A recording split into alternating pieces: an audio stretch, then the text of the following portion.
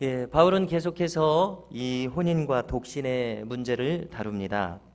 자, 여기에서는 이 바탕에 깔려 있게 되는 중요한 두 가지 조건을 먼저 염두에 둘 필요가 있습니다. 첫 번째는 이 모든 상황은 임박한 환란이 다가오는 상황이 바로 그 배경이 되는 점입니다. 또 둘째는 사도 바울은 지금 독자들의 이 고린도 교인들의 유익을 위해서 이 모든 말을 하고 있는 그 동기를 염두에 둬야 되겠습니다. 자, 여기서 말하는 이 임박한 환란이라고 하는 것은 자, 학자들이 알려주는 바를 따르면은 이 고린도 지역에 있었던 흉년이 있었는데 그것으로 인한 이 경제적인 위기가 다가온 상황이라고 합니다. 자, 또 한 가지는 이 로마 제국 체제 하에서 주어지는 박해의 상황입니다. 이 고린도전서는 학자들이 주전 56년경에 쓰였다고 말하고 있는데요. 우리가 주후 64년경에는 이 사도 바울에 대한 로마 시내의 네로 황제의 박해가 있었습니다. 이런 이 박해 상황을 가정하는 것이고요. 또 사도 바울은 오늘 내용에서 주님의 재림이 임박했다고 생각하고 있습니다. 이 모든 상황이 이 임박한 환란의 내용입니다.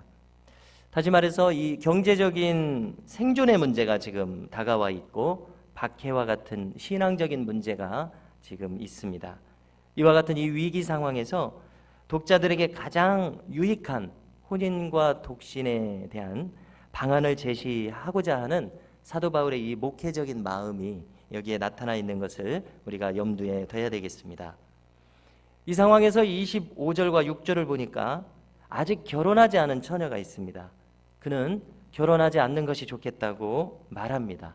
이유는 임박한 환란 때문입니다. 박해의 상황을 우리가 한번 가정하게 될 때에 결혼을 한 사람은 어떻습니까? 이 신앙의 정절을 지키는 것이 힘들어질 수가 있습니다. 가족을, 다시 말해서 남편을 생각해야 하기 때문에 그렇습니다. 순교적인 상황에서 마음이 약해질 수가 있습니다. 배교를 할 수도 있습니다. 우리가 이 주기철 목사님의 경우를 많이 생각하게 되는데요. 부인이 이제 옥중에 목사님을 면회를 할 때에 나눈 대화가 교회사의 한 장면을 장식하면서 우리에게 전해지고 있습니다. 마음을 약하게 가지지 마시라고 하면서 여보 승리해야 하오 이렇게 말한 것이 우리에게 전해지고 있는 유명한 장면입니다. 자, 액면 그대로 무슨 뜻입니까? 순교를 하시라는 소리입니다. 참 대단한 말이 아닐 수가 없습니다. 자, 이 27절을 보면은 이 박해의 상황에서 신앙의 정절을 내가 버리게 될 것을 염려해서 어떻게 합니까? 아내에게 지금 매인 자, 결혼한 사람이 노이기를 구하는 이와 같은 일은 하지 말라는 것입니다. 이렇게까지 과도하게 나아가서 자, 이것은 신앙이 만일 이렇게 비인간적인 모습을 취한다면 이건 너무 과한 것이라는 것입니다. 이것을 만류합니다. 자, 그러나 아내에게 지금 놓여져 있습니다. 아마 사별이라든지 이혼이라든지 아내와 놓여져 있습니다. 그러면 재혼을 하지 말라는 것입니다. 이 임박한 환란의 상황에서는 그냥 그대로 지내는 것이 유익하겠다고 권면하고 있습니다. 자, 28절을 보면은 이 임박한 환란의 상황에서 그리고 또 그냥 보통 일반적인 상황에서 이 결혼이라고 하는 것의 두드러진 특징은 무엇입니까? 그것은 사도 바울은 이렇게 말합니다. 육신의 고난을 준다. 결혼 생활은 육신의 고난을 준다. 자, 왜 그렇습니까?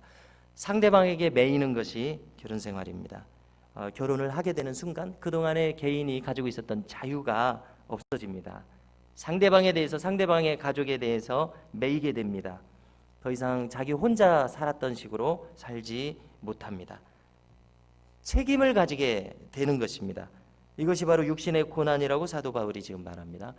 부양해야 할 책임이 있고 자녀를 양육할 책임이 있고 또 다른 가족과 심지어 친척에 대한 책임 등 이 결혼 생활의 책임이 막중합니다.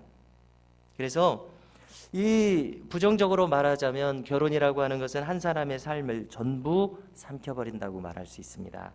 극단적으로 말하면은 어떤 사람은 결혼으로 인해서 그 한 사람의 인생이 끝난다 이렇게까지 말할 수 있습니다.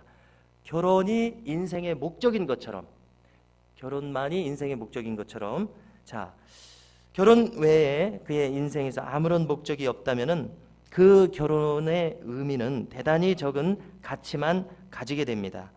자, 그래서 사도 바울이 지금 하는 말은 나는 너희를 아끼노라 이렇게 말하면서 말합니다. 자, 왜 아끼냐 하면 선교적인 차원에서 신앙적인 차원을 고려해 볼 때 그렇습니다. 여러분들의 삶을 결혼에 의해서 삼킨 바 되게 하지 말고 더 높은 선교적인 목적, 신앙적인 목적을 위해서 살라 이런 뜻에서 말합니다. 그래서 우리가 이어지는 내용에서 이미 결혼한 사람들을 염두에 두고서 29절에서 권면합니다. 자, 결혼한 사람은 어떻게 살 것이냐? 아내가 없는 것처럼 살아라 이렇게 말합니다. 남편이 없는 것처럼 살아라 말합니다. 자, 무슨 뜻입니까? 이미 결혼에 매여 있지만 자유한 마음으로 살 수 있도록 길을 찾으라는 것입니다. 이것은 선교적 목적을 생각할 때 하는 말입니다.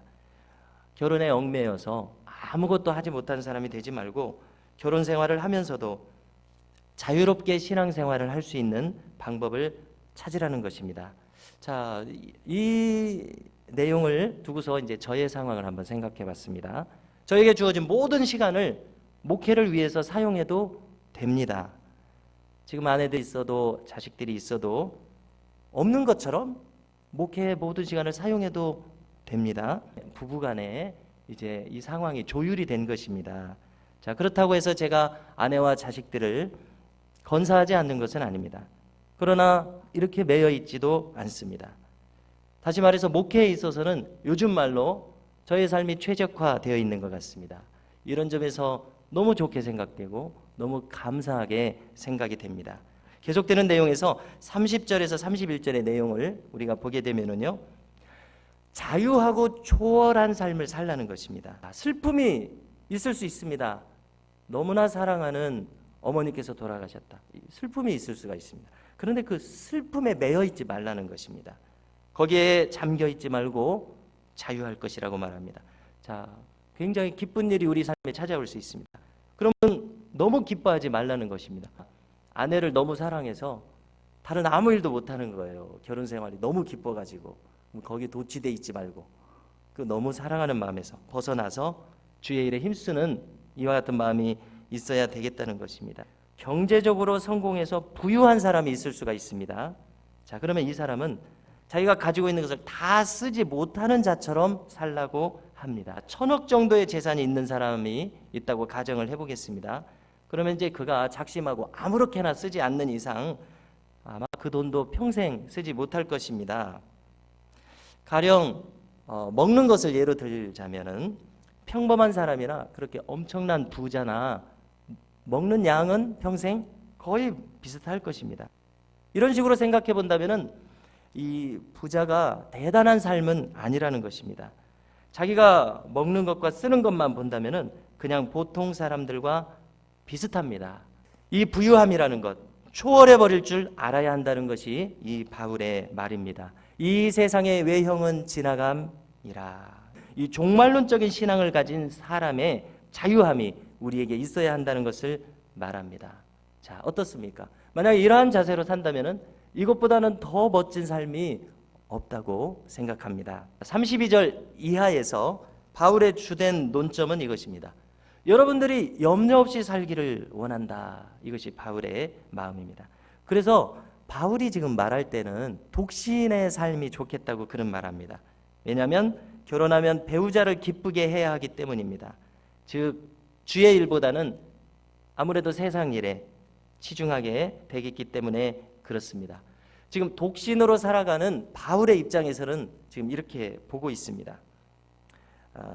자신이 보기에 독신의 삶이 주를 섬기기에 더 수월하다고 말합니다.